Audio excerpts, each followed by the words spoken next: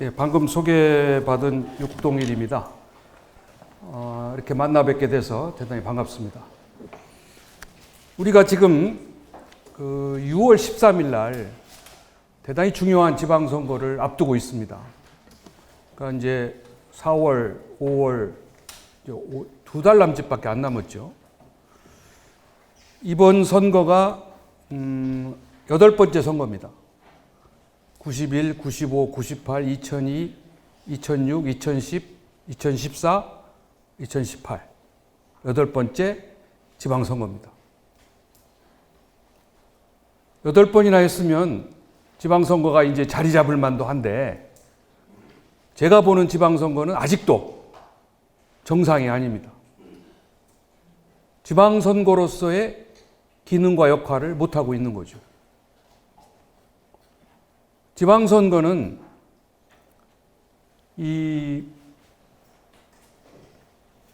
제대로 하지 않으면 지방자치가 제대로 갈 수가 없습니다. 근데 우리는 지방선거를 잘못해 놓고 지방자치가 잘 되기를 기대하죠. 근데 그거는 첫 단추를 잘못 낀 게 됩니다. 저는 오늘 이 지방선거에 대해서 좀 몇 가지를 좀 강조하고자 합니다. 보통 우리가 선거를 하면은 민주주의 국가라고 생각을 해요. 그런데 선거만 한다고 민주주의 국가가 되는 건 아닙니다. 그러나 우리는 아직도 직접 선거를 우리가 대표를 우리 손으로 뽑고 또 투표율이 얼마나 많은 투표율을 우리가 기록하느냐에 따라서 민주주의가 잘 되냐 못 되냐를 간단하게 평가하는 경우가 지금까지의 우리의 생각이었습니다. 그런데 선거만 한다고 민주주의는 아닌 게요. 좀 거슬러 올라가서 1934년에 독일의 히틀러가 독일 국민들의 95%가 투표에 참여하고 88%의 득표율을 기록해서 총통이 됐습니다. 히틀러가. 그때 독일은 자기네들이 대단히 민주주의 국가로 자부심을 갖게 됐어요. 왜냐하면 그 당시에 유럽들은 그렇게 지도자를 직접 선거에서 뽑는 경우가 극히 드물었습니다. 근데 독일은 직접 선거를 한 거죠. 그래서 민주주의 국가라고 자기네들이 생각하고 민주시민으로 자기네들이 자부심을 갖고 있었어요. 그래서 히틀러가 시키는 대로 다 했습니다. 히틀러가 우리 손으로 뽑은 대표성과 정당성을 가진 최고 지도자이기 때문에 그 지도자가 지시하는 것이 가장 바람직하고 또 가장 정당한 것으로 생각해서 착실히 수행을 했습니다. 그래서 전쟁에도 기꺼이 참여를 했고 유태인을 학살하는데도 거리낌 없이 자행을 한 겁니다. 600만 명이 희생됐죠. 패전이 되니까 많은 독일 국민들이 죽고 독일은 패전 국가로서 아주 나락으로 떨어졌죠. 그래서 독일이 혹독한 대가를 치른 이후에 그들이 반성한 게 뭐냐면 투표만 한다고 민주주의는 아니다. 유권자들의 판단력이 더 중요하다는 거죠. 유권자들이 아무 생각도 없이 끌려가서 투표장에 가서 하라는 대로 투표를 찍는 거는 민주주의가 아니다는 거죠. 그래서 독일이 시작한 게 정치교육입니다. 유권자들에게 정치교육을 시켜서 정치의식을 높여준 거예요. 판단력을 높여준 거예요. 그래서 오늘날 독일은 지방자치의 모범 국가가 됐고 민주주의가 상당히 발달한 나라가 됐습니다. 그 뿌리는 교육에 있어요. 근데 우리는 여전히 1987년에 비로소 우리 대통령을 우리 손으로 뽑는 직접 선거를 도입을 했죠. 그전에는 뭐 체육관에서 뽑기도 하고 간접선거하고 제대로 된 민주주의를 못하다가 87년에 60 항쟁을 통해서 우리가 직접 선거를 쟁취를 했습니다. 그래서 우리는 우리 손으로 대통령만 뽑으면 다 해결될 줄 알았잖아요. 그런데 5년마다 실패한 대통령을 만들고 또 후회하고 또 다음에는 정말 또 좋은 대통령이 나오겠지 또 기대하고 이거를 지금 계속 되풀이하고 있습니다. 여기서 우리는 이 선거가 된다고 그래서 보통 우리가 이 정치 사회 체제를 세 개로 분류할 수 있어요. 하나는 선거를 하지 않는 독재 체제. 그다음에 선거를 하는 민주주의 체제. 선거는 하긴 하는데 엉터리 선거를 하는 사이비 민주주의 체제. 사이비 뭐 또는 준민주주의 체제.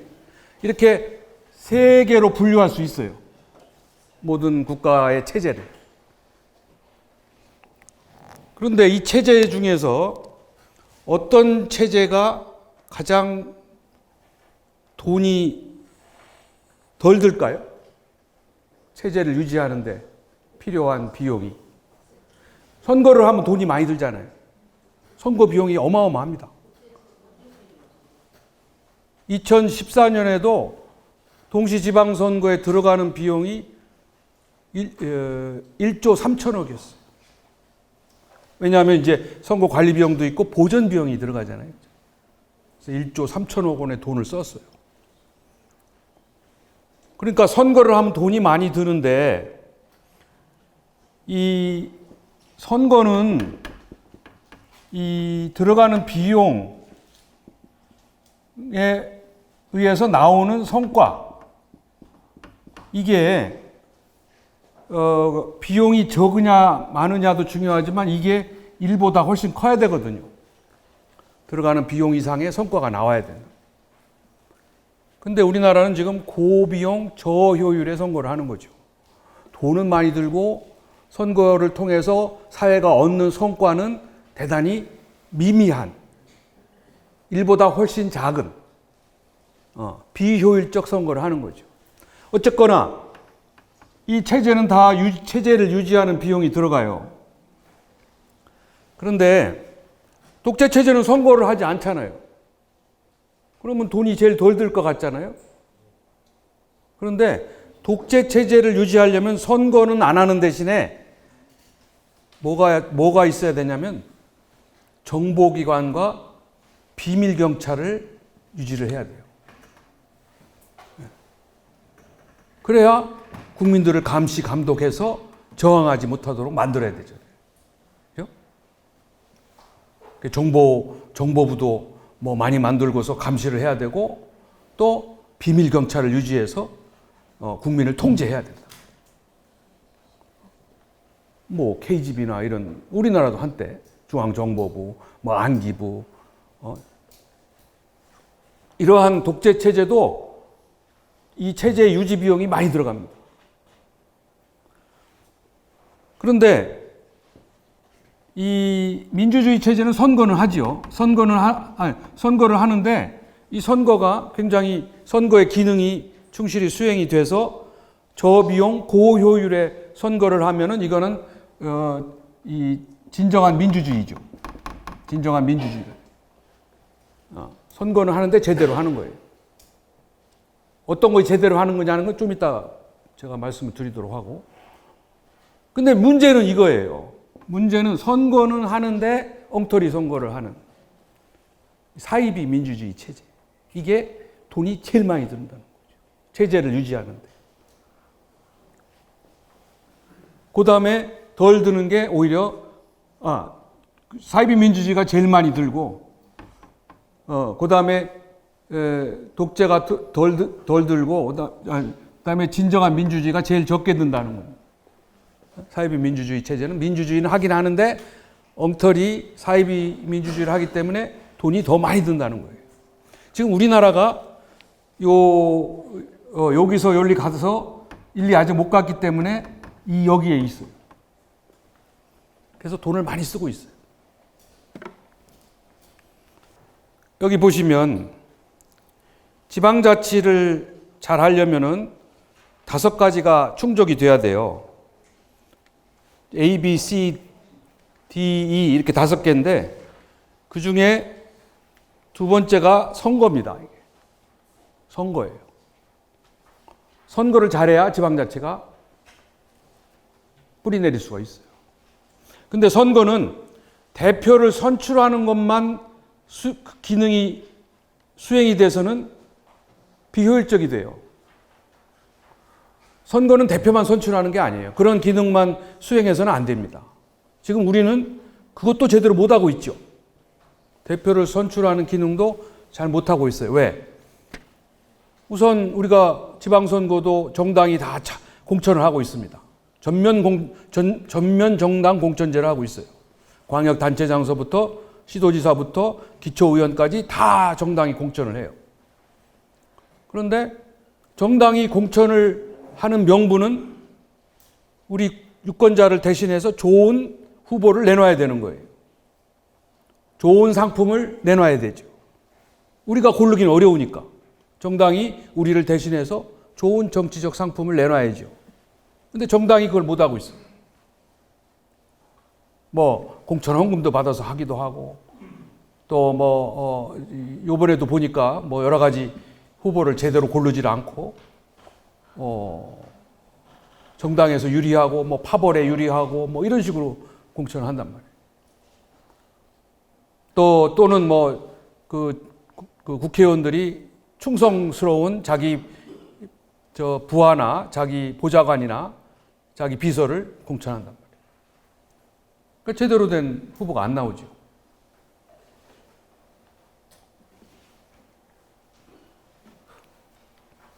또 우리 유권자들이 아까 말씀드린 대로 그나마 그렇게 나온 상품 중에서도 제대로 우리가 분석하고 비교해서 선택하는 게 아니란 말이에요. 그죠? 지방선거는 지역의 이슈, 지역의 공약을 내걸고 지역의 인물이 경쟁해서 선출이 돼야 되잖아요. 그런데 지금은 어떻게 돼 있어요? 중앙정당의 대리전 같이 치루어지고 있단 말이에요. 지방선거가 정권의 중간평가다, 뭐 야권에 대한 평가다, 뭐 이런 식으로 대선의 전초전이다, 이런 식으로 중앙선거 같이 치루어진단 말이에요. 그 이유는 전국 동시지방선거를 하고 전면 정당 공천제를 하기 때문에 그렇게 흘러갈 수밖에 없죠. 그러니까 우리는 그거에 따라서 정당 본위에 투표를 하는 거예요. 1번이면 1번 쫙 줄투표, 2번은 2번 쭉 이런 식으로 선거를 하기 때문에 제대로 된 대표를 선출을 못하고 있죠.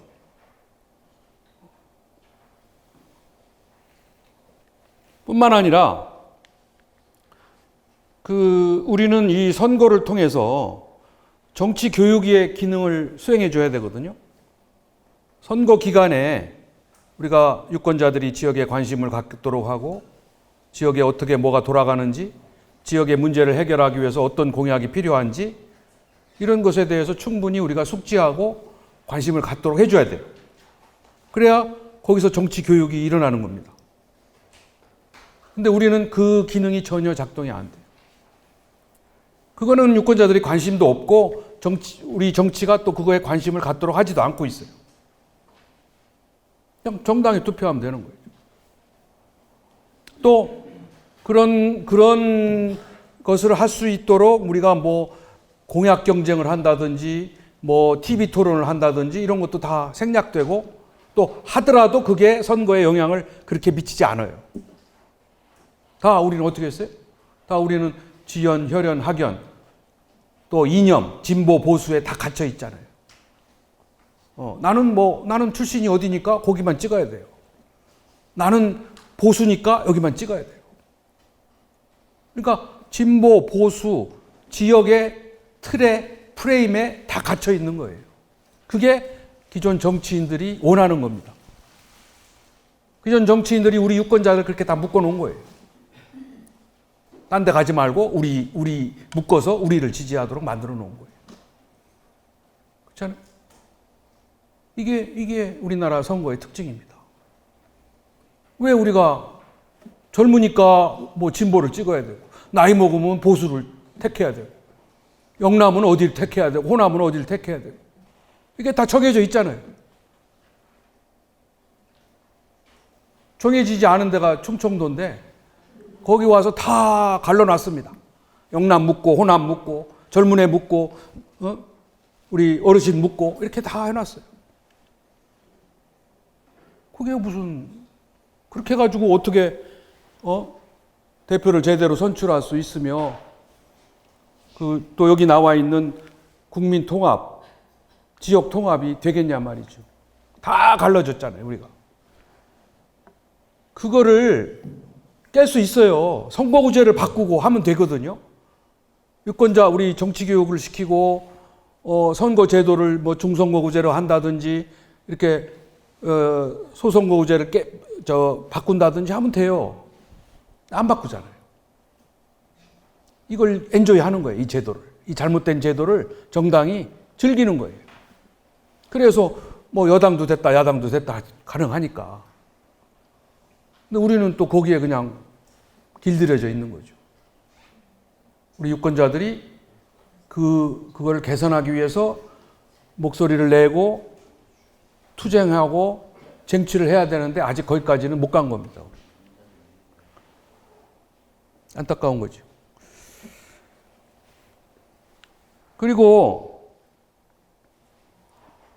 그러니까 이제 선거가 끝나면 또 다 분열이 되는 거예요, 우리가. 그리고 다음 선거 때는 뭐 한 30% 우리 지역, 내 집단, 내 지지만 또 계속 유지하고 있으면 또 당선이 되는 거예요.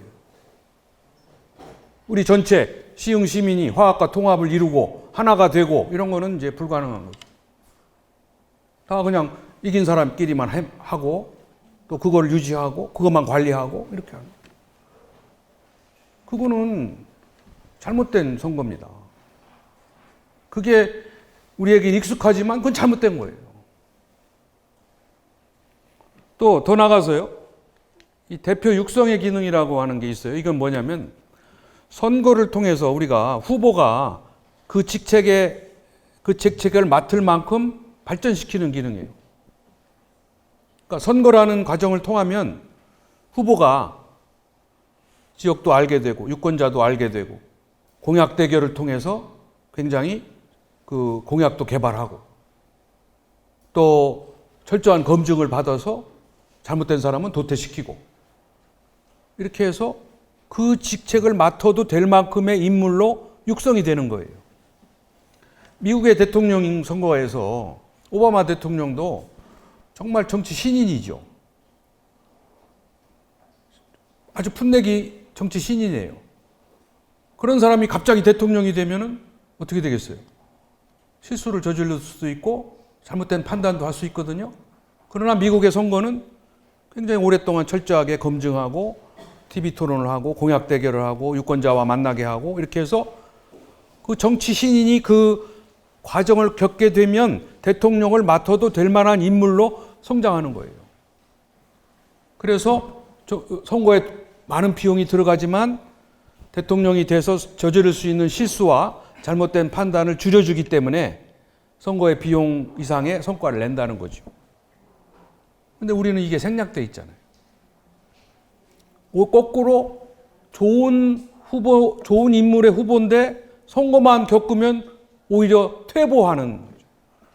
오히려 기존의 잘못된 정치물에 물들어 버리는 상황으로 간단 말이에요. 그러니까 우리는 자꾸 지금 이게 후보도 발전이 안 되는 겁니다. 또 그런 과정을 생략하고 있는 거죠. 이번 선거도 마찬가지입니다. 이번 선거도 유권자들이 지금 무관심한 상태에 있고 또 후보들도 그런 노력을 안 하고 오직 혈연지연 학연, 보수, 진보, 젊은 층, 노인층의 그런 편가르기에만 몰두하고 있는 거예요. 또 정당이 거기에만 신경 쓰고 있는 겁니다. 지방선거는 우리 지역에 중요한 거지 왜 지금 우리가 서울시장이 누가 되느냐가 뭐가 우리에게 중요한 겁니까? 서울시장에 누가 당선되는 거가 이 지방선거에는 관심이 없는 거예요, 원래는. 근데 우리는 거기에 너무 영향을 많이 받고 정당이 거기에 몰두하기 때문에 우리도 우리가 표를 찍지도 않는 서울시장 선거까지 우리는 관심을 갖고 있는 거죠. 그러니까 지방선거가 아직 굉장히 왜곡되어 있다. 그리고 이러한 기능들이 전혀 수행이 안 되기 때문에 들어가는 많은 비용에 비해서 성과가 굉장히 적다는 거죠. 고비용 저효율의 선거를 한다. 그래서 우리들의 욕구 불만도 선거를 통해서 해소돼야 되는데 또 스트레스가 쌓이는 거죠. 선거만 끝나면 좀 있다가 뭐 손가락을 잘라야 되겠다. 뭐 이런 얘기들이 뭐 매번 돼요. 여기 보시면은 이게 선거 투표를 통해서 한 표가 세계를 바꾼 실제 사례들입니다. 그만큼 선거는 중요한 거예요. 한 표에 의해서 세계사가 바뀐 사례예요. 옛날 오래전에 그리스 시대에는 직접 민주주의를 했다고 그러잖아요.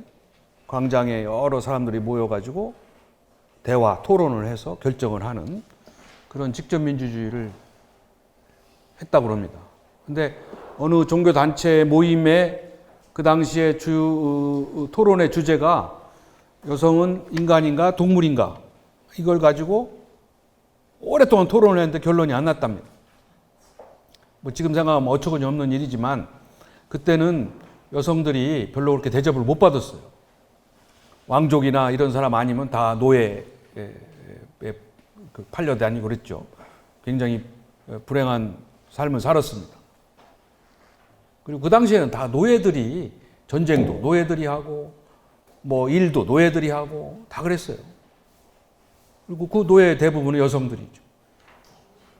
그래서 아마 이 주제가 아마 주요 이슈가 됐던 모양인데 결론이 안 나다 보니까 투표를 해서 한 표 차이로 여성도 인간이다라고 결론이 났다는 거예요.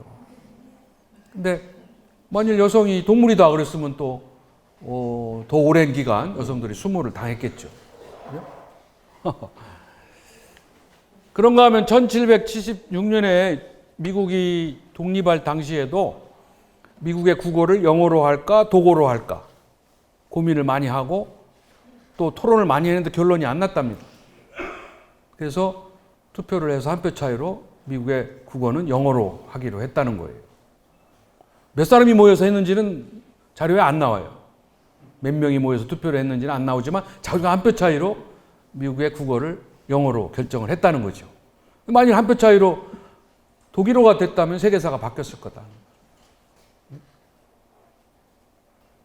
우리도 뭐 영어 배우는 것보다 독일어 배우느라고 더 힘들었겠죠. 아까 얘기한 히틀러도 34년에는 국민 직접 선거를 했지만은 히틀러가 나치당의 당수가 될 때는 한 표 차로 됐답니다. 그게 이제 토대가 돼서 총통까지 간 거죠. 이때 한 표 차이로 나치당의 당수가 되지 않았으면 총통도 안 됐을 거고 또 2차 대전도 안 일어났을지도 모르고 또 600만 명 유태인도 희생이 안 될 수도 있다라는 가정을 해볼 수 있겠죠. 그러니까 한 표가 이렇게 세상을 바꾼다는 거예요.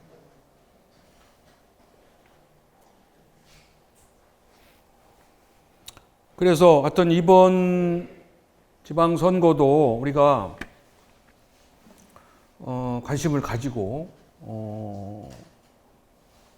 이 뭐 여건은 그렇지만은 하여튼 여러분들이 잘 비교 분석을 해서 우리 시흥시를 발전시키고 또 지방자치를 활성화시키는 인물이 누군가를 잘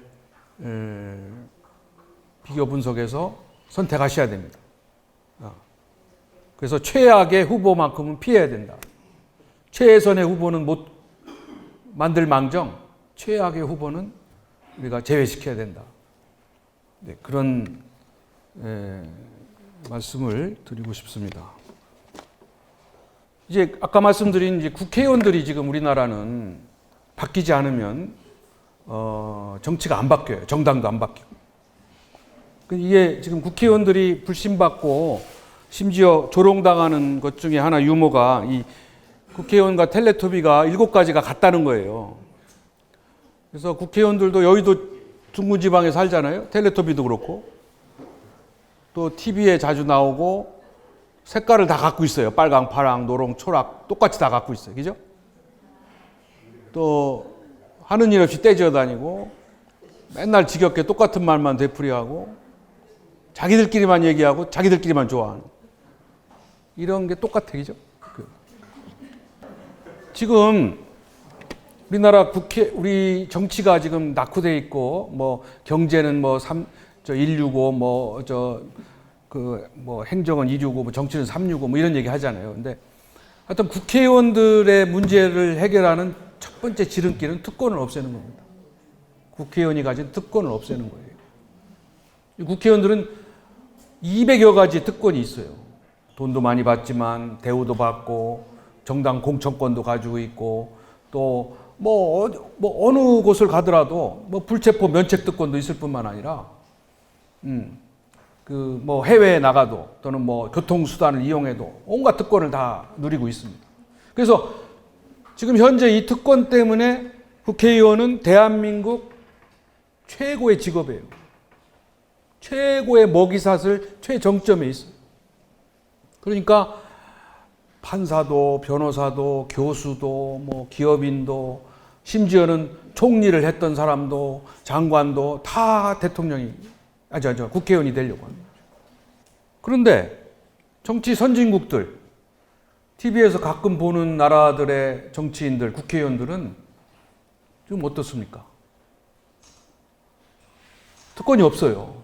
우리같이 9명의 보좌관을 전부 다 우리는 우리 세금으로 다 주잖아요. 근데 거기는 비서도 없어요. 또 특권이 없기 때문에 자전거 타고 다니고 그 작은 방에서 고된 일을 하고 있습니다. 월급도 우리 반밖에 안 돼요. 노르웨이, 스웨덴, 덴마크 이런 나라들. 또 뭐 사람을 만나든지 무슨 밥을 얻어먹으면 다 공개해야 됩니다. 그러니까 그 사람들이 그런 고된 직업을 가지면서도 자부심을 갖고 하는 이유는 국민들이 존경과 신뢰를 보내기 때문에 그런 거예요.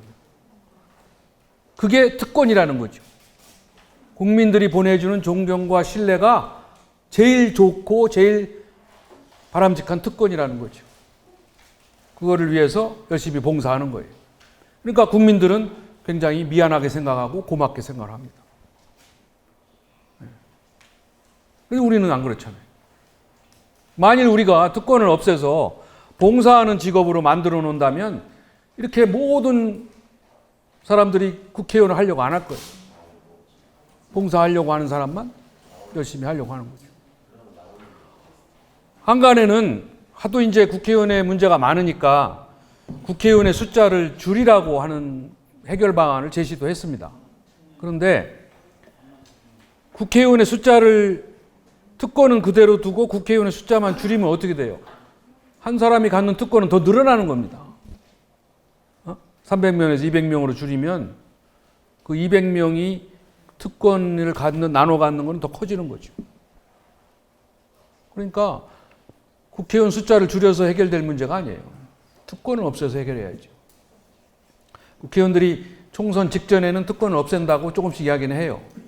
세비도 줄이겠다, 보좌관, 비서관도 줄이겠다, 근데 그때 선거만 딱 끝나면 금방 옛날로 돌아갑니다.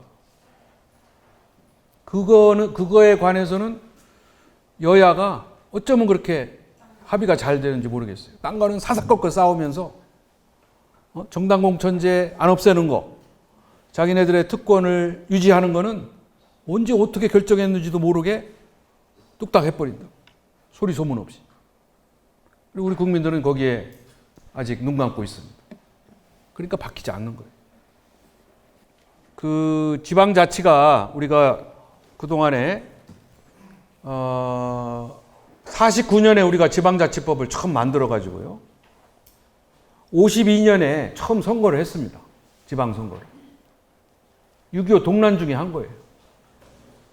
처음에는 이제 시읍면 선거. 그때는 지금은 시도와 시군구로 이계층 돼 있잖아요. 시도, 시군구. 그때는 시도와 시읍면으로 이렇게 이계층제로 처음에는 했습니다. 시읍면 자치를 한 거죠. 그래서 52년도에는 시읍면 의회 의원 선거 그리고 시도의회 의원 선거를 해서 일대 민선 지방의회를 구성을 했습니다. 52년도에. 그리고 56년도에도 이제 다시 선거를 해서 시읍면장 선거까지 추가가 됐죠. 그러니까 50년대 선거를 전쟁 중에도 한 거는 지방자치의 본질보다도 오히려 이 자유당 정권이 정권을 이제 유지하고 이제 그 연장하는 수단으로 활용을 했어요. 지방자치의 정신에 맞는 그런 그 취지보다는 이 정권의 그 유지와 연장의 수단으로 활용을 한 겁니다. 그리고 60년도에는 이제 본격적으로 지방선거가 이루어져서 의회 의원 선거도 다 하고 단체장 선거도 다 해서 전면 민선자치제가 60년에 시작이 된 겁니다. 그런데 이제 그거는 오래 가지 못하고 그 이듬해 5.16 군사 정부에 의해서 중단이 됐죠. 지방의회도 해산이 되고 시읍면도 없어지고 지방자치법도 효력을 상실해서 통일이 될 때까지 또 지방 재정 자립이 이루어질 때까지 지방자치를 유보시켰습니다. 중단시켰습니다. 그래서 한 30년 동안에 이제 겨울잠을 자다가 88년에 지방자치법을 다시 개정을 시켜서 91년도 그러니까 61년에 중단돼서 30년 만인 91년도에 지방의회가 부활이 됐죠. 그때는 이제 단체장은 직선제를 유지하다가 95년에 돼서야 비로소 단체장까지 직선해서 이제 민선 자치제가 부활하게 된 겁니다. 그래서 우리는 50년대에 52년부터 61년까지 9년 동안의 지방자치의 경험을 일찍이 가진 바가 있고요. 그다음 30년 쉬었다가 91년에 재개가 됐습니다. 따라서 우리 지방자치는 벌써 이제 27년이 됐어요. 부활된 지. 이제 성년기가 됐죠. 그죠? 성년기. 근데 덩치만 성년이 됐지, 이게 생각과 행동은 여전히, 유아기에, 청소년기에 아직은 머물러 있어서 약간 발달장애를 앓고 있다고 할까요? 그렇게 평가할 수 있습니다.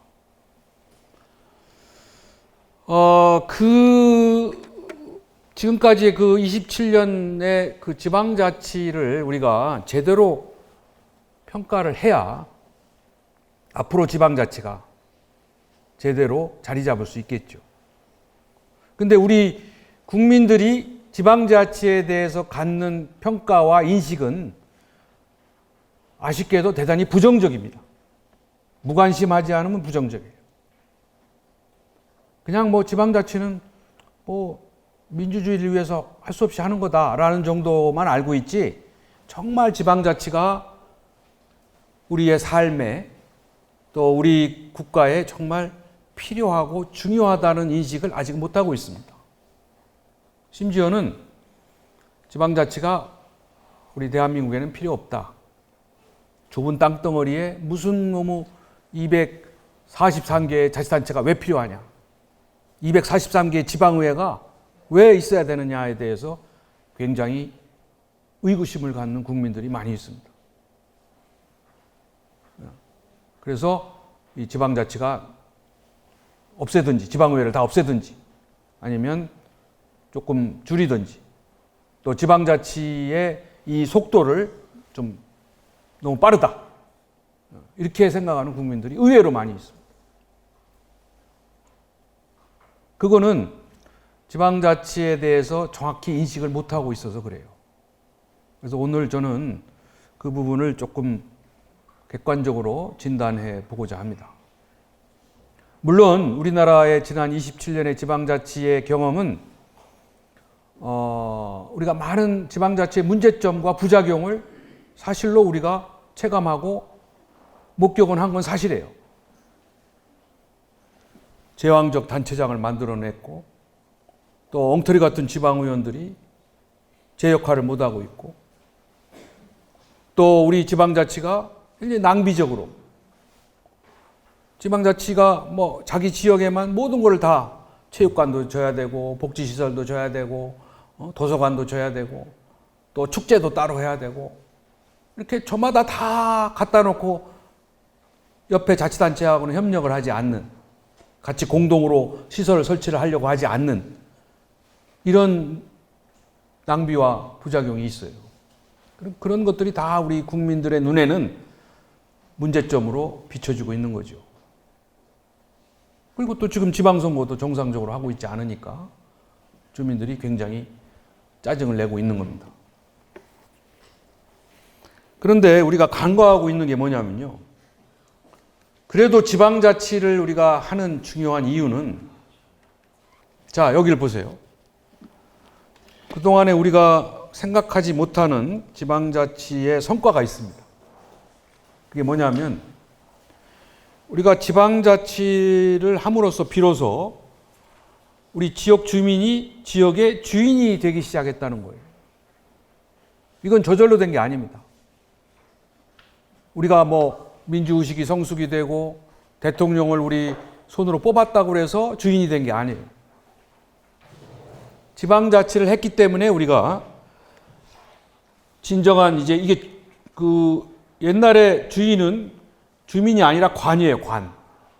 관이 주인이고 우리는 주종관계에 우리는 피지배자였어요. 관이 지배자고 우리는 피지배자, 통치의 대상에 불과했는데 지방자치가 되면서 우리가 유권자가 됐죠. 어쨌거나 제 역할은 아직 제대로 못하고 있지만 우리가 우리의 유권자로서 우리의 권리를 잠시 빌려준 거예요. 대표를 뽑아가지고. 또 더더군다나 우리가 이 고객, 소비자가 됐습니다. 옛날에는 관이 민을 통제하고 통치하는 대상에 불과했지만 지방자치가 되면서 우리는 고객의 대접을 받게 됐어요. 소비자의 대접을 받게 됐어요. 그래서 행정의 최고의 목표는 고객 만족입니다. 이거는 혁명적인 변화예요. 옛날에는 관은 굉장히 기분 나쁜 데예요. 관은 가면 안 되는 데고, 관에 가면 음침하고, 관에 가면 뭔가 불편하고, 가급적이면 안 가는 곳이 관이에요. 근데 지금은 우리가 관에 대접을 받으러 가잖아요. 고객으로서. 만족과 뭐 감동과 이런 걸 안 받으면 우리가 당장 비판하고, 불만을 표로합니다. 더 아주 극심한 민원인들도 생겼어요. 더 아주 오버하는 민원인도 많이 생겼어요. 근데 하여튼 우리가 커스터머가 고객이 됐다는 거. 그 다음에 관민이 같이 파트너가 됐다는 거예요. 이제는 우리가 행정에 참여도 하고 같이 토론도 하고 해서 같이 공동으로 문제를 해결하는 파트너로 승격이 됐습니다. 그리고 이제 진정한 오너가 되는 거죠. 주인이 되는 거죠. 이러한 변화의 과정은 지방자치를 실시하지 않으면 나타나지 않는 변화입니다. 우리가 요즘에는 자연스럽게 우리 대한민국 헌법 1조 2항 대한민국의 주권은 국민에게 있고 모든 권력은 국민으로부터 나온다라는 그런 이제 확고한 우리의 이제 의식을 갖게 됐잖아요. 그전에는 헌법에는 있었지만 우리가 그거를 깊이 체감을 못했는데 지방자치를 함으로써 그게 자연스럽게 우리에게 이제 내재가 된 거예요. 그래서 우리가 못마땅한 일에 대해서는 우리가 촛불을 들기도 하고 불만의 목소리도 내기도 하고 이제 우리가 주인으로서의 당당한 목소리를 내기 시작한 거죠. 그거는 지방자치의 성과입니다. 근데 우리 국민들은 그걸 인정을 안 하죠. 지방자치와 연계해서 생각을 안 하죠. 두 번째도요. 그동안 27년 동안에 우리나라의 중앙정국이 얼마나 혼란스러웠습니까? 안보적으로 뭐 천안함 침몰, 뭐 연평도 포격, 목함 지뢰함 뭐 사고, 또 미사일 북핵 이러한 것에 끊임없는 우리의 위협을 안보 위기에 놓여 있었습니다. 뭐 최근에 이제 뭐 남북 화해 무드가 조금 있는 것 같지만 뭐 이것도 어떻게 되는지 모르겠어요. 또 금방 또 바뀔지 모르겠어요. 어쨌거나 이 안보 위기는 계속될 수밖에 없어요. 그래도 우리는 그 안보 위기를 뭐 불감증도 좀 있긴 하지만은 뭐 슬기롭게 대처하고 있습니다. 또 더 심각했던 문제는 정치적인 위기와 혼란이죠. 우리는 다른 세계의 어느 나라도 경험하지 못한 대통령의 탄핵, 대통령의 구속, 대통령의 자살 이런 거를 짧은 기간에 다 우리는 경험을 했습니다. 아마 다른 나라에서 할 수 없는 실험을 우리가 다 해준 거예요. 우리로서는 불행하고 참 혼란스러운 일이었지만은 그래도 이 와중에 이 문제를 우리가 슬기롭게 극복하면서 어떻게 했어요? 평화적 정권 교체를 했습니다. 이 쉬운 일이 아니에요. 세계에서 우리나라를 굉장히 경이롭게 보는 거죠. 뭐 어떻게 대통령이 구속이 되냐? 어떻게 탄핵시키냐? 그러고 나서 어떻게 평화적으로 투표에 의해서 정권을 바꾸냐? 이거는 세계사에 없습니다. 미국도요, 선진국이라는 미국도 한 2, 3천 명만 모이면 어떻게 돼요? 방화, 약탈, 절도 이런 거에서 벗어나지 못해요. 흑인 인종 갈등 났을 때 한번 보세요. 선진국이라고 하는 나라가 TV에서 비춰보면 맨날 뭐 불이 타고 슈퍼마켓이 털려서 도둑질하고 서로 죽이고 난리법석을 칩니다. 우리는 어때? 수십만, 100만이 모여도 질서정연하게 그런 사고, 약탈, 방화, 절도, 폭력 없이 시위가 끝나잖아요. 선진국은 이거를 상상도 못 하는 거예요.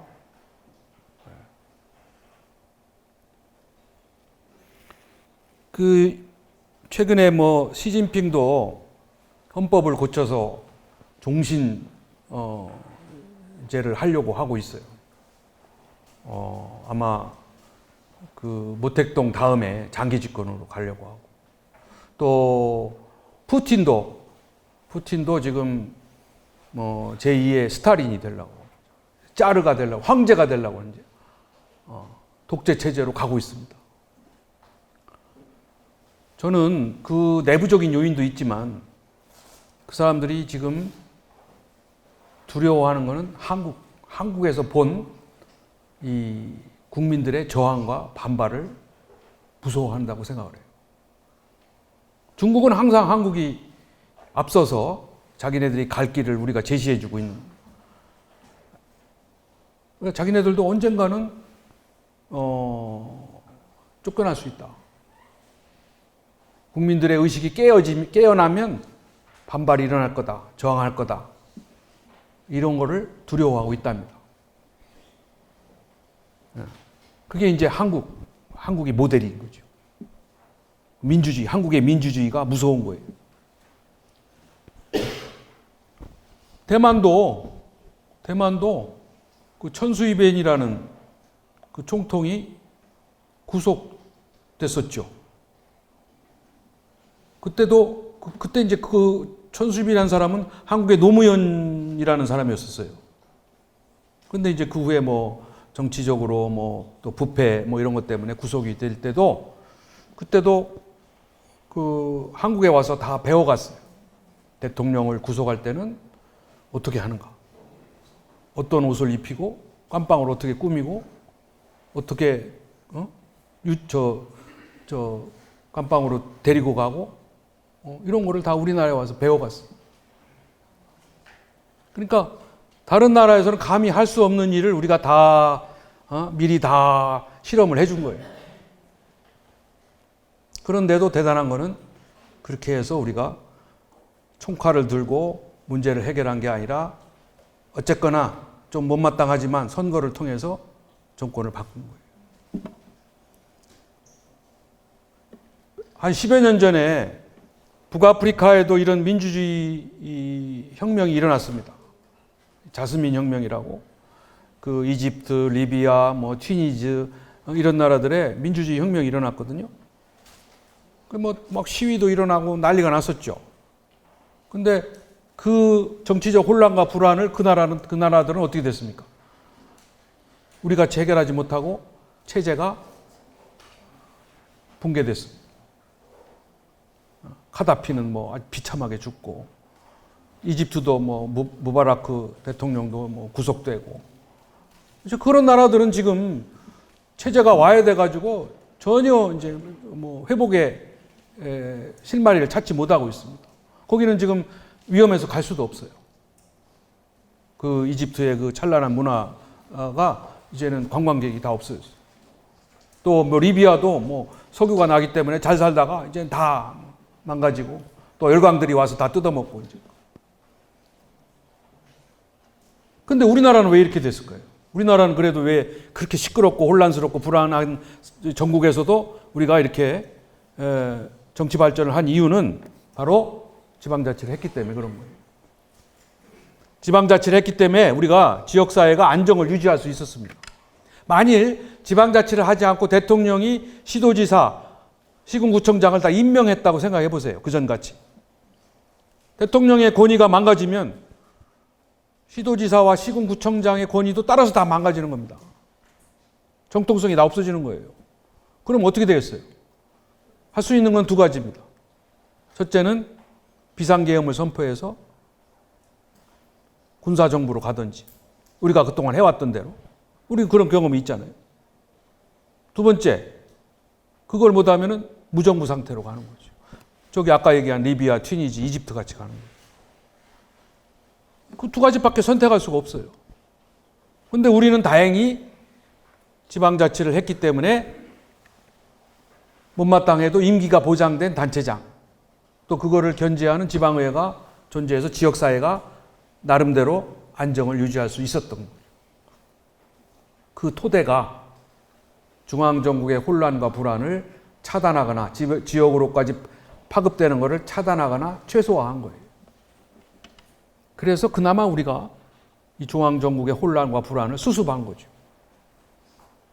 지역사회의 안정을 통해서. 그래서 지방자치를 하는 겁니다. 지방자치가 돈이 좀 들고 선거도 하고 돈이 들잖아요. 그러나 이 지방자치라는 토대를 통해서 우리가 전체 체제가 안정을 유지할 수 있는 거죠. 그게 지방자치의 필요성입니다. 저는 이 두 가지의 성과만 갖고도 지방자치가 제기한 많은 문제점과 비용을 커버하고도 남을 만한 성과다는 거죠. 이 두 가지의 성과만 보더라도.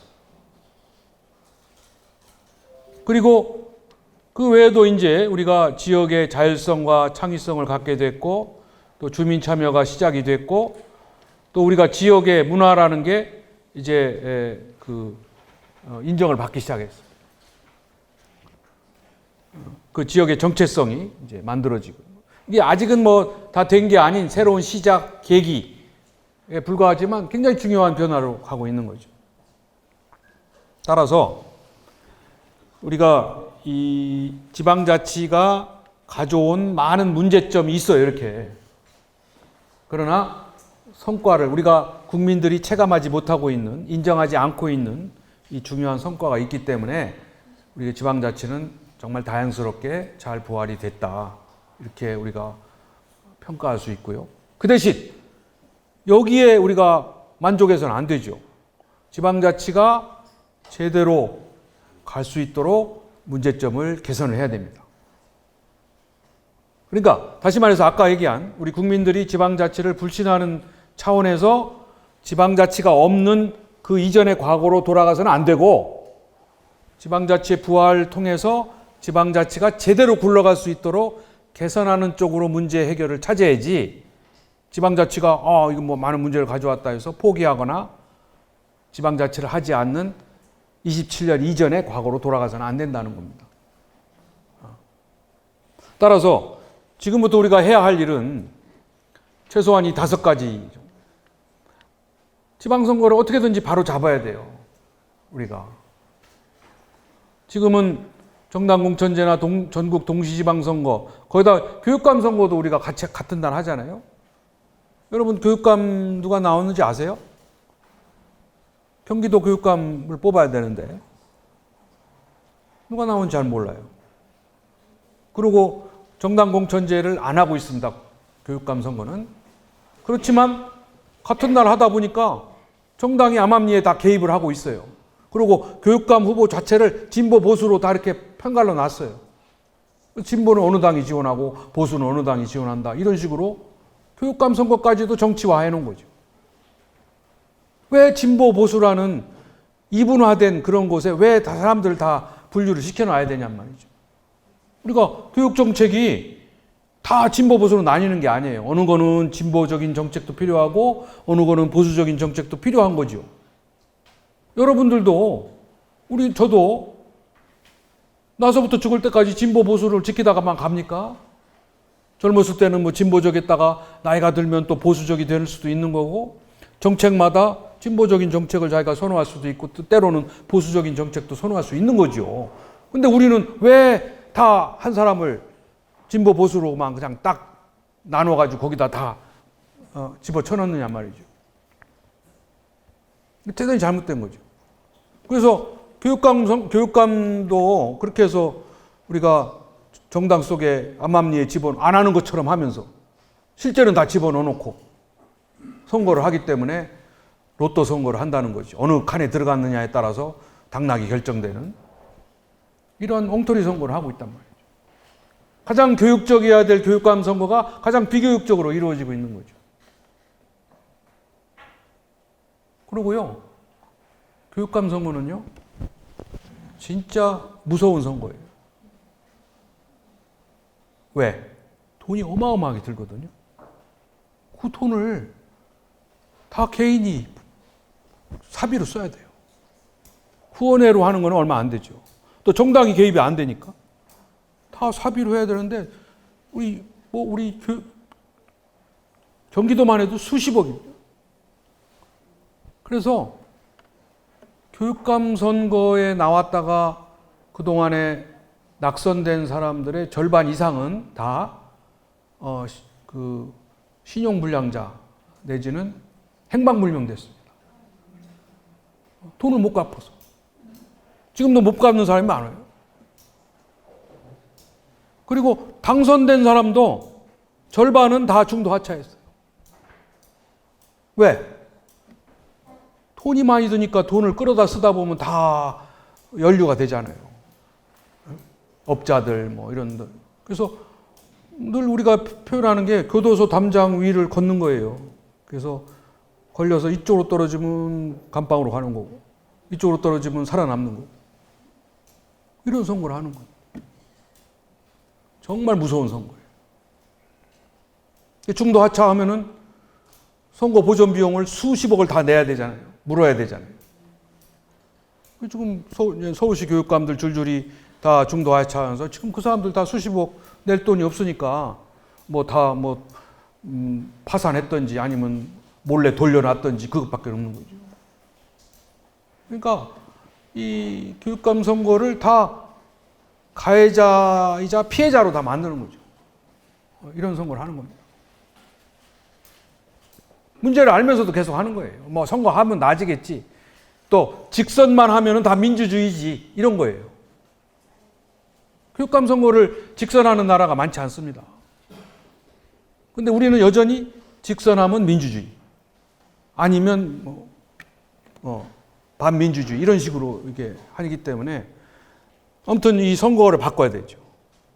그 다음에 우리나라의 지방자치제도는 획일적입니다. 전국이 똑같이 해요. 인구가 많든 적든 뭐 도시든 농촌이든 또 자치 여건이 좋든 나쁘든 다 똑같이 하고 그러니까 말하자면 27년 된 성년들에게 똑같은 그 어릴 때 옷을 똑같이 입혀놓은 거예요. 그 행동이 자유스럽겠어요? 그러니까 지금은 우리가 좀 자율적인 제도, 획일적인 거를 풀어서 다양한 제도를 바꿀 필요가 있다. 그 다음에 이제 분권의 문제인데요. 분권의 얘기를 많이 하잖아요. 중앙의 권한, 분권이라는 것은 중앙의 권한, 결정권을 지방에 내려보내는 겁니다. 근데 우리나라의 지금 문제는 중앙정부의 권한을 지방정부에 내려보내는 것만 분권으로 생각을 하거든요. 따라서 그것도 이제 아직은 잘 안 되고 있지만 중앙에서 내려주는 권한을 대개 지방에서 단체장이 다 갖는 거예요. 단체장이 권한을 다 독점하는 거예요. 그게 지방 분권이 아니라 지방 독재입니다. 지방 독재예요. 분권은 중앙의 권한을 지방으로 내려보내는 것뿐만 아니라 위에 있는 권한이 밑으로 내려와야 되고 관에 있는 권한이 민으로 내려가야 돼요. 여러분 주민자치라는 얘기를 많이 하잖아요. 우리나라 주민자치가 왜 안 되냐? 주민자치센터가 왜 애초에 기대한 대로 안 가냐? 주민에게 결정권을 안 줘서 그런 거죠. 주민들이 결정할 수 있는 권한이 없어요. 그냥 뭐 가서 문화생활하고 뭐 여가활동하고 이게 주민자치센터의 본래 취지가 아닙니다. 거기에는 자기 집에, 자기 동네에, 자기 자녀의 관한 결정권을 주민에게 줘야 되는 거죠. 그건 안 하고 지금 마치 단체장, 지방의 단체장에만 권한을 다 주면은 지방 분권이 완성되는 것처럼 착각을 하는 거예요. 그래서 제왕적 단체장이라는 얘기를 듣는 겁니다. 그게 지방 분권의 궁극적인 목표가 아니에요. 그러니까 그거를 바로 잡아야죠. 실질적 분권이 필요합니다. 그 다음에 더 중요한 것이요. 자치의식입니다. 아까 잠깐 말씀드렸는데 우리나라는 이 자치의식을 높여주려고 하는 투자를 전혀 안 하고 있어요. 자치교육을 안 하고 있잖아요.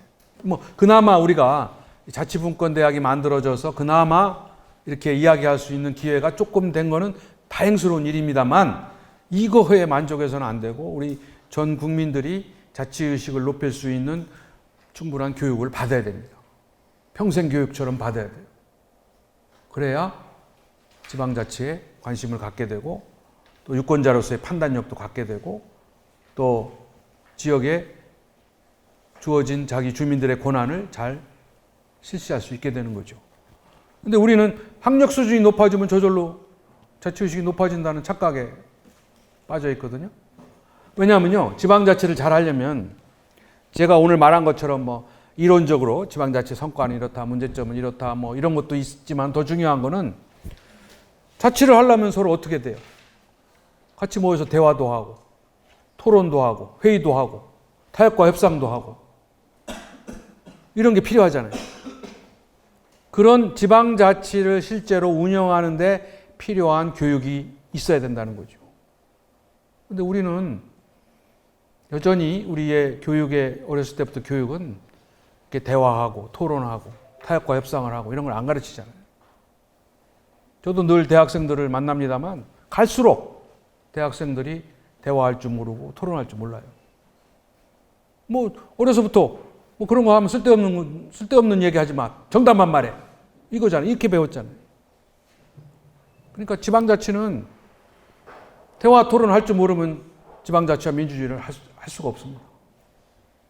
우리가 알고 있는 유일한 민주주의의 원리는 다수결의 원리예요. 그러니까 뭐 결정할 때는 야, 대화하지 마. 토론하지 말고 빨리 다수결 손 들고 결정하자. 이게 민주주의다. 이렇게만 알고 있어요. 근데 그것도 그 다수결의 원리도 이제 뭐 과반수 하다 보니까 싸움 나니까 또 뭐 3분의 1로 했다가 5분의 3으로 뭐 선진화법을 만들어서 뭐 고쳐보고 그래도 그게 해결이 됩니까? 뭐 동물국회 만들었다가 식물국회가 되고 뭐 이하단체죠. 절대로 다수결의 원리는 민주주의의 가장 중요한 원리가 아닙니다. 그건 최악의 최후의 원리예요. 민주주의는 대화, 토론, 타협과 협상을 해서 합의를 이루는 그러한 훈련과 그러한 의식이 없으면 안 됩니다. 근데 그거는 자치의식의 제고 없이는 불가능한 일이죠.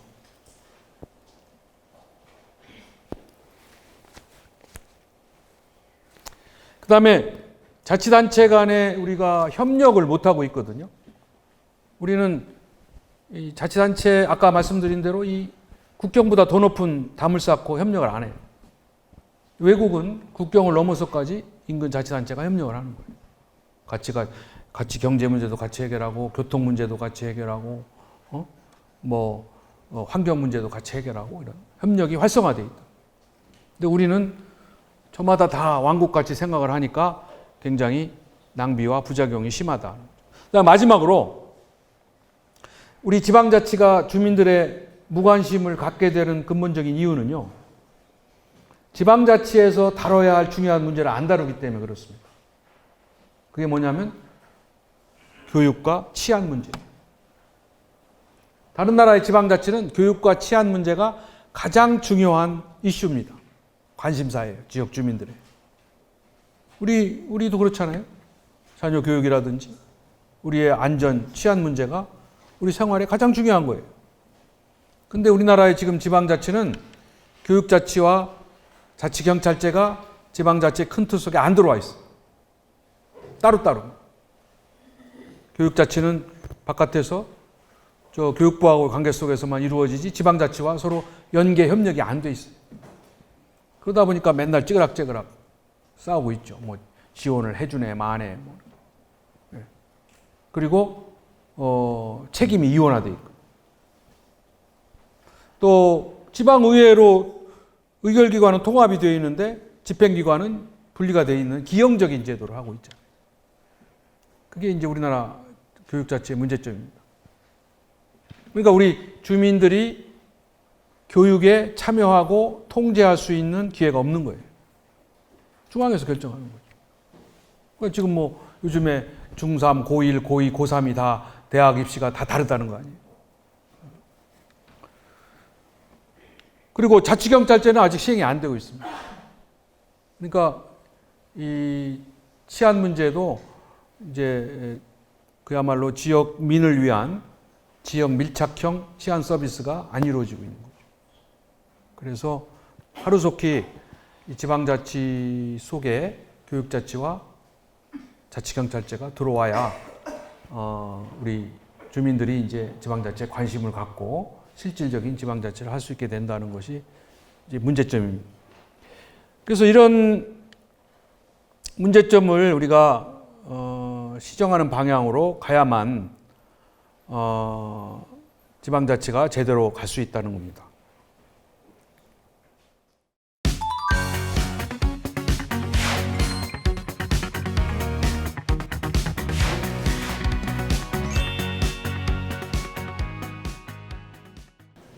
남은 시간 동안에 제가 몇 가지만 말씀드리고 싶은 거는 앞으로 우리 이 환경이 앞으로 어떻게 바뀌는지에 대해서 조금 전망해보고 거기서 우리가 해야 할 역할에 대해서 좀 알아보도록 그렇게 하겠습니다.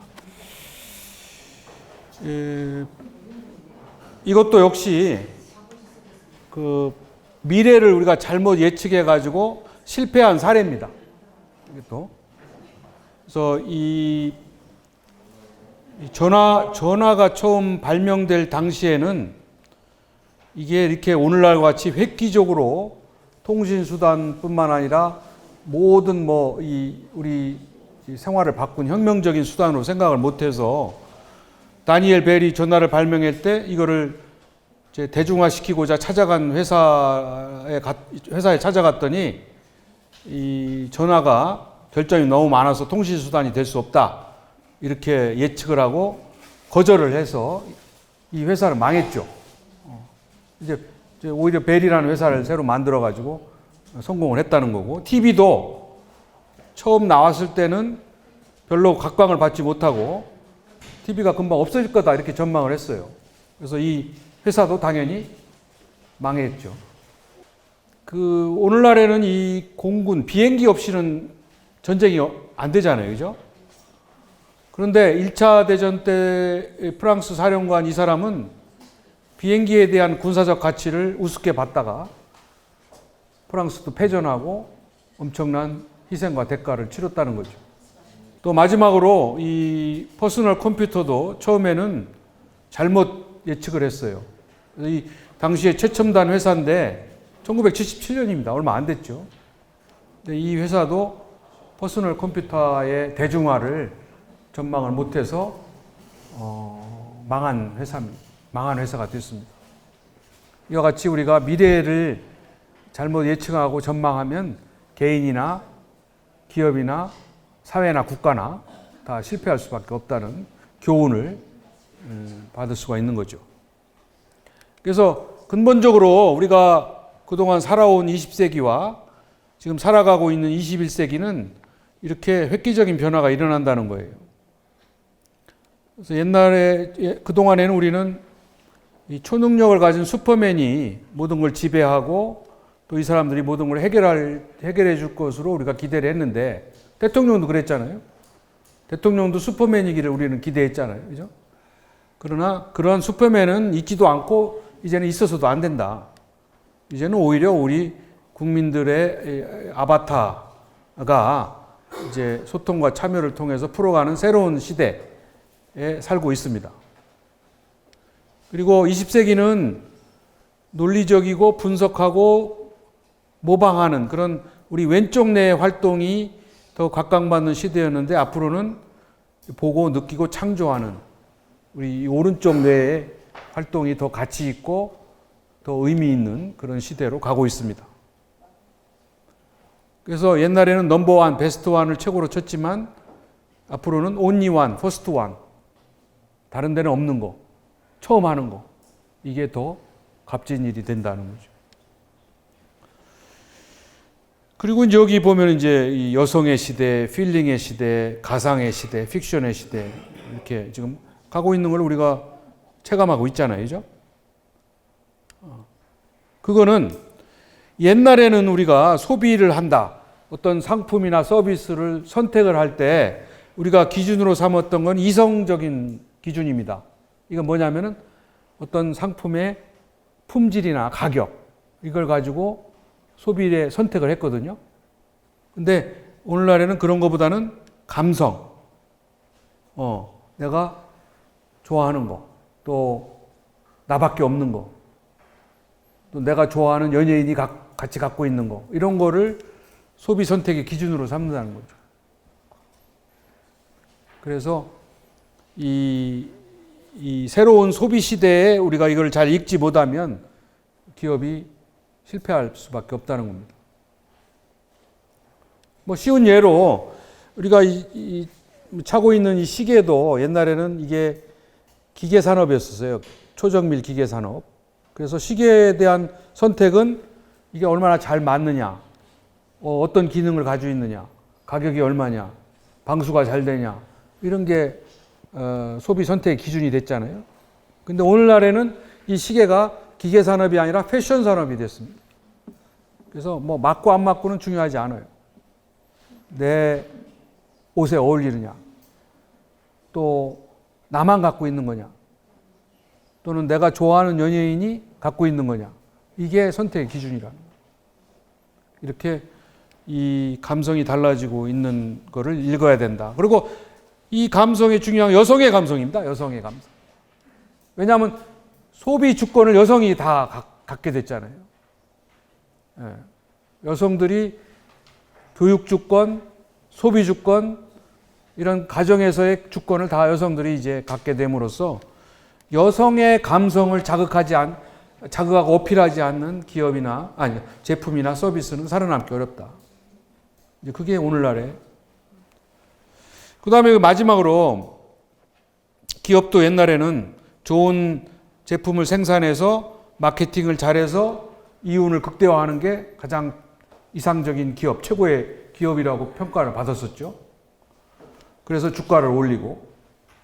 근데 오늘날에는 그러한 것보다는 윤리 경영 시대로 가고 있어서 이 기업이 얼마만큼 법을 잘 지키고 또 사회에 환원하고 윤리적이고 도덕적이고 또 자회사하고 또 공정무역을 하고 이런 것을 중요시하는 기준으로 본다는 거죠. 그래서 이러한 새로운 변화에 적응하지 못한 기업들은 다 도태되고 있습니다. 우리가 얼마 전에 이 갑질, 기업주의 갑질에 대한 뉴스를 많이 접했잖아요. 대한항공, 어디 몽고 간장, 어디 빵집 회사, 치킨집, 어디 사장, 이런 사람들이 운전수를 때리고, 경비원을 때리고, 해가지고, 뉴스에 오르내린 것들을 우리가 봤잖아요. 그죠? 그게 최근에만 인 게 아니라 옛날에도 있었겠죠. 그러나 옛날에는 이게 별로 기사화 안 됐고, 그냥 해프닝으로 끝나거나 돈 몇 푼 주면은, 없었던 일이 됐죠. 그렇죠? 그런데 지금은 이게 기사화된 이유는 뭐냐면, 바로, 아무리 니네 회사가 제품이 좋고 맛이 있어도 윤리 경영을 지키지 않으면은 이제 우리 소비자가 저항하는 거예요. 반발하는 거예요. 근데 그렇게 될 수 있었던 그 힘이 생긴 그 요인은 이 인터넷이 발달하면서 이른바 이 사이버 공간이 만들어진 겁니다. 사이버 공간. 옛날에는 이러한 불만이나 이런 목소리가 작았잖아요. 그죠?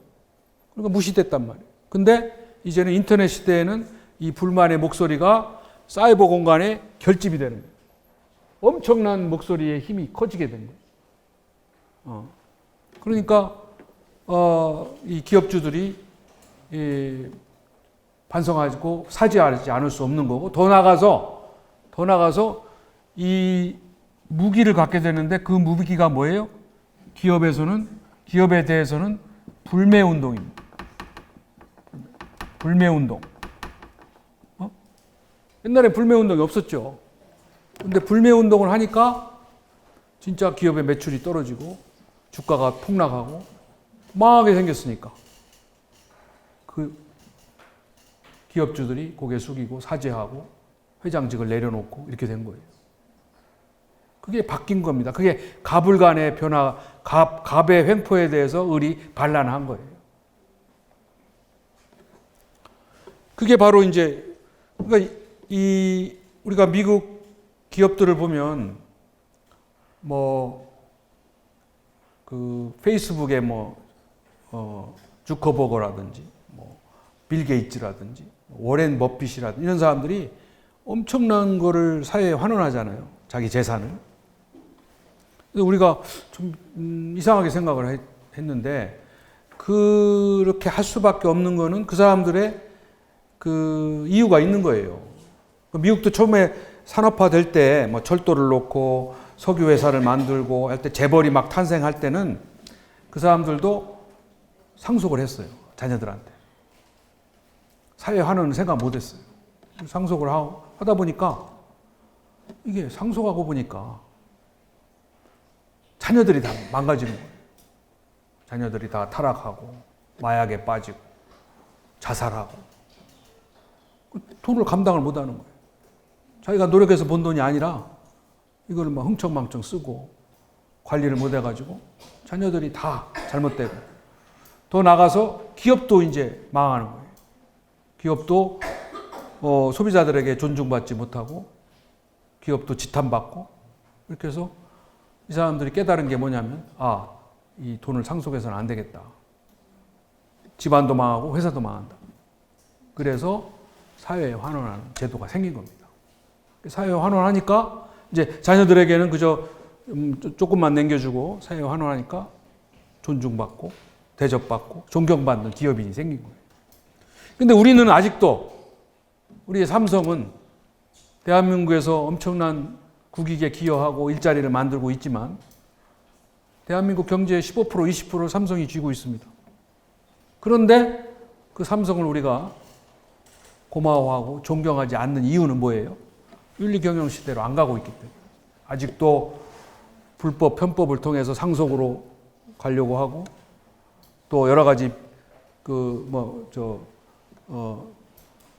부당한 거래를 하고, 그죠? 사회 환원에 소극적이고, 그렇기 때문에 그런 겁니다. 네? 물론 그걸 제대로 쓴다는 전제가 돼야 되겠죠. 예. 미국의 100대 기업과 한국의 100대 기업을 비교해 보면요. 미국 100대 기업의 78명은 자수성가입니다. 한국 100대 기업의 84명은 상속입니다. 그게 두드러진 차이예요. 미국은 이제 그러한 자수성가에 필요한 여러 가지 창의나 이런 거를 존중하고 또 그것이 활성화되어 있지만 한국은 여전히 상속을 통해서 기업을 유지하고 기업을 확대하려고 하는 그런 이제 그 지금 질문하신 부분도 충분히 그 이해가 가는 부분이 뭐 요즘에 국정농단이다 뭐 정경유착이다 이걸 통해서 진짜 환원해도 그게 제대로 쓰여지느냐 하는 문제는 남아 있죠. 근데 이제 그런 부분들이 우리가 이제 깨끗해지고 또 기업이 진짜 앞으로 이 윤리 경영 시대로 가서 존중받는, 존경받는 기업과 기업인이 되려면 바뀌어야 된다는 겁니다. 뿐만 아니라 이 기업도 이제 그렇게 되지만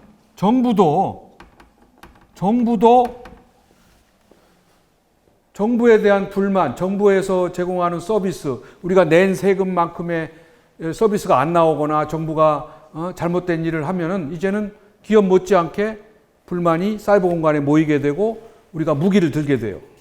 그 무기가 뭐예요? 정부에 대해서는 조세 저항입니다. 세금을 안 내겠다는 거예요. 우리 불매운동은 이제 나타났죠. 근데 조세 저항 운동은 아직 안 나타났습니다. 우리는. 근데 앞으로 나타날 거예요. 조세 저항 운동이 왜 안 나타나냐 하면 우리가 납세자 의식이 없어서 그래요.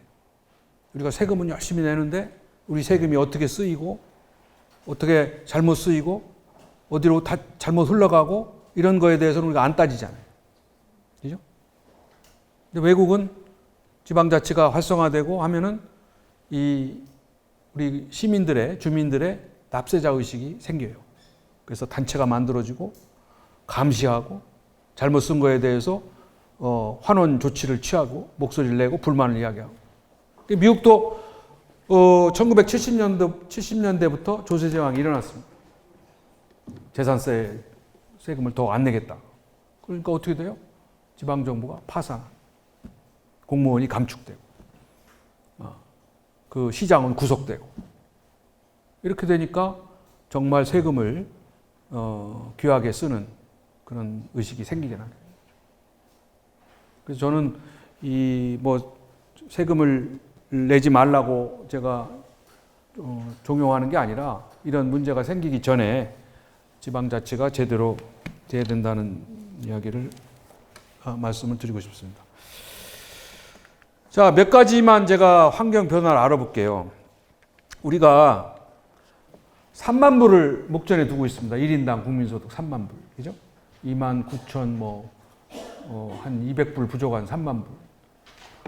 우리가 2006년에 2만 불에 넘어섰는데 그 12년 동안에 못 가다가 이제 이게 2017년 통계고 지금 통계는 2만 9,700불 정도 됐어요. 3만 불로 가면 우리가 그동안에 2050 클럽이라는 선진국 클럽에서 진짜로 3050, 3만 불 5천만 인구 3050 클럽에 가입하는 7번째 국가가 됩니다. 그러니까 뭐 선진국이 된 것처럼 느낄 수도 있겠죠. 그런데 문제는 우리가 이게 벌써 이런 게 세계 1위입니다. 압도적인. 우리 자살률은 조금 줄었다고 하는데 요새 1일 평균 35명이 자살해요. 하루에. 눈만 뜨면 35명이 자살합니다. 그 전체 우리 사망률 1위는 암이에요. 2위는 심혈관, 3위는 뇌혈관, 4위가 자살이에요. 우리 대한민국의 사망 요인 4위가 자살입니다. 20대, 30대, 40대의 1위는 자살이에요. 50대, 60대 2위가 자살이에요. 이 자살이 어마어마합니다. 압도적인 일입니다. 우리나라가. 자살을 성공한 사람은 작년에 15,000명인데 자살을 시도한 사람은 60만 명. 그나마 성공한 사람이 15,000명. 왜 이렇게 됐습니까? 왜 이렇게 자살이 많은 나라가 됐어요? 노인 자살률은 더 높죠.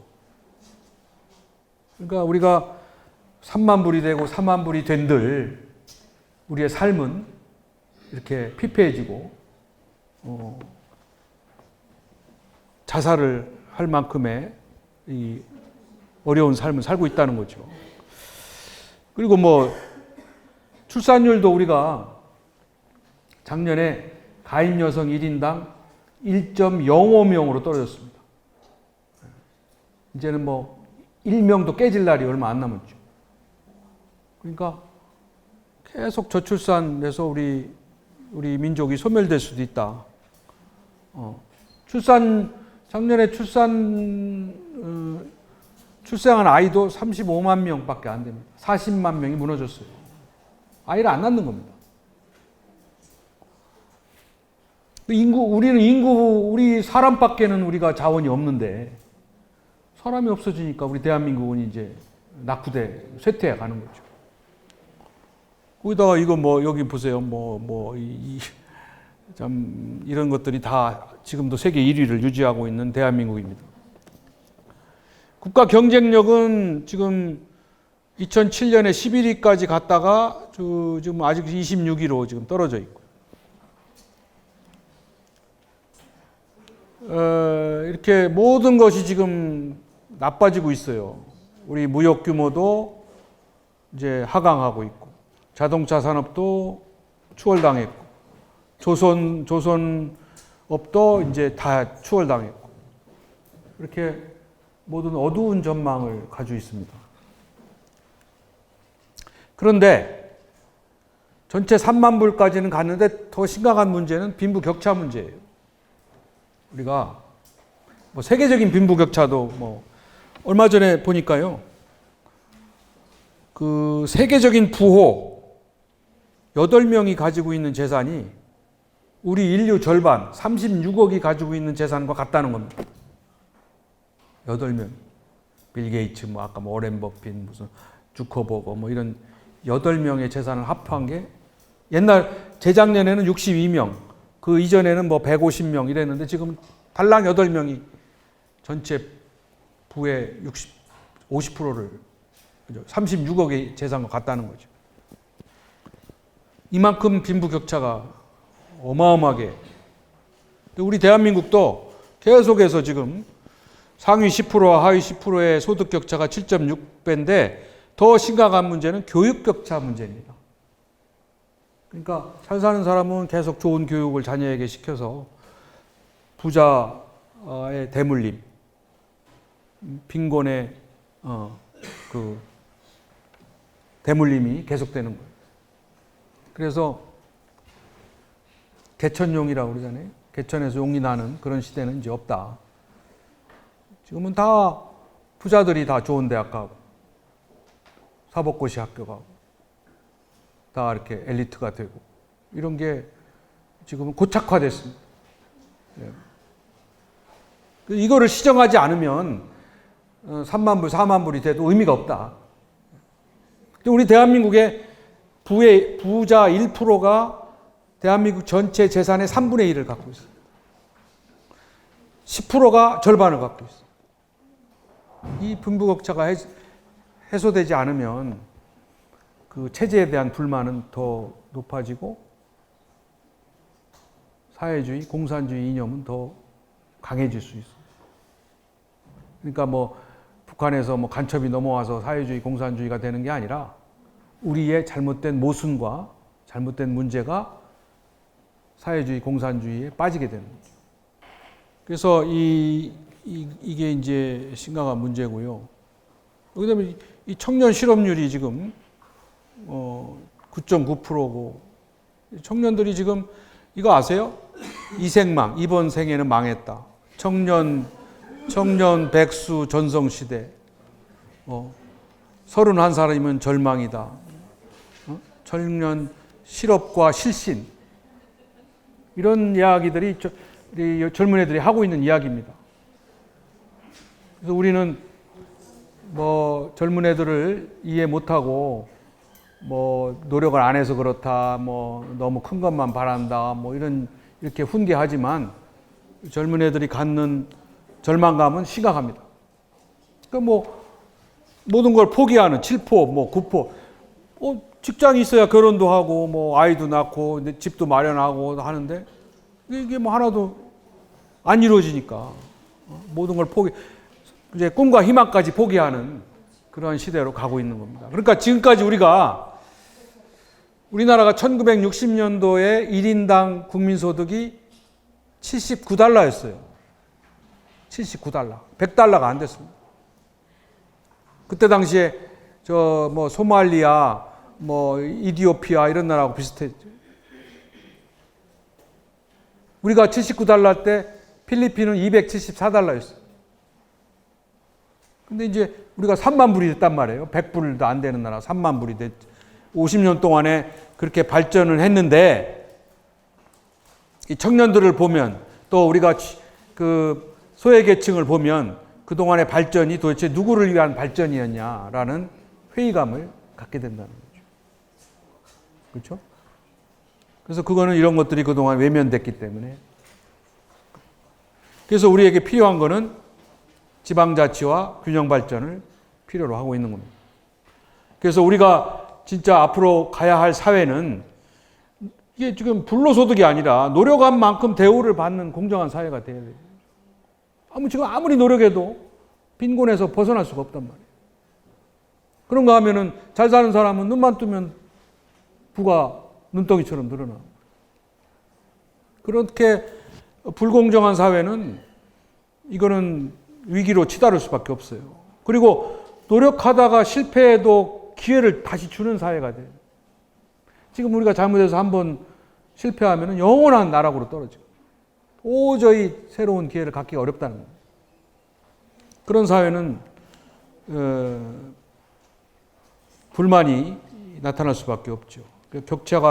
격차와 소외가 사라져야 되고 윤리와 도덕이 바로 선 사회가 되는 게 우리가 가야 할 길입니다. 근데 이렇게 되려면 지방자치와 분권, 균형 발전이 반드시 보장이 돼야 돼요. 확립이 돼야 돼요. 그래서 여기 인구도 이렇게 줄고 있고요. 그다음에 고령화되잖아요. 지금 고령화돼가지고 이미 고령화 사회로 갔고요. 이런 데는 뭐 이미 이렇게 초고령 사회가 됐습니다. 그래서 지금은 우리가 6.6명이 노인 1명을 부양하고 있지만 앞으로는 5명이 1명, 2명이 1명.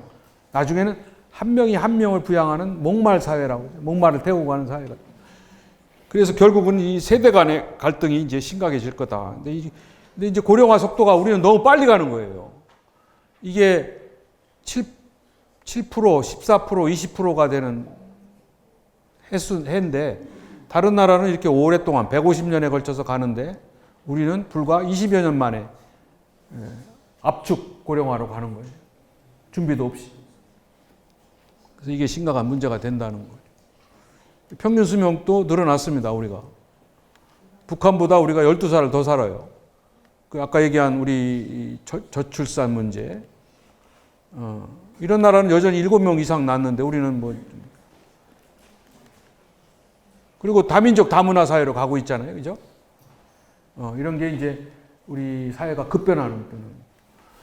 그다음에 이 여성들이 지금 우리 대한민국의 파워 엘리트를 접수하고 있습니다. 3대 고시의 여성 합격 비율이 이렇게 높아요. 근데 아직도 우리가 뒤처져 있는 부분은 지방선거에 참여하는 여성 비율입니다. 21.6%는 많이 높아진 거예요. 근데 대부분은 비례대표. 그래서 여기 오늘 여성분들이 많이 계신데 앞으로 우리 지방자치가 활성화되기 위해서는 여성들이 지방자치에 많이 도전하고 여성들이 비율이 더 높아져야 됩니다.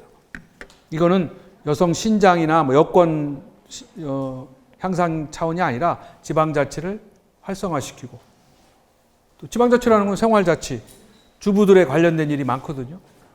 지금 지방자치에 참여하는 여성들이 잘 하고 있고 특히 부패, 비리에 연루되지 않았어요. 그래서 이런 것들을 볼 때 우리 여성들이 적극적으로 지방자치에 도전해서 이 비율을 높여야 된다는 숙제를 안고 있습니다.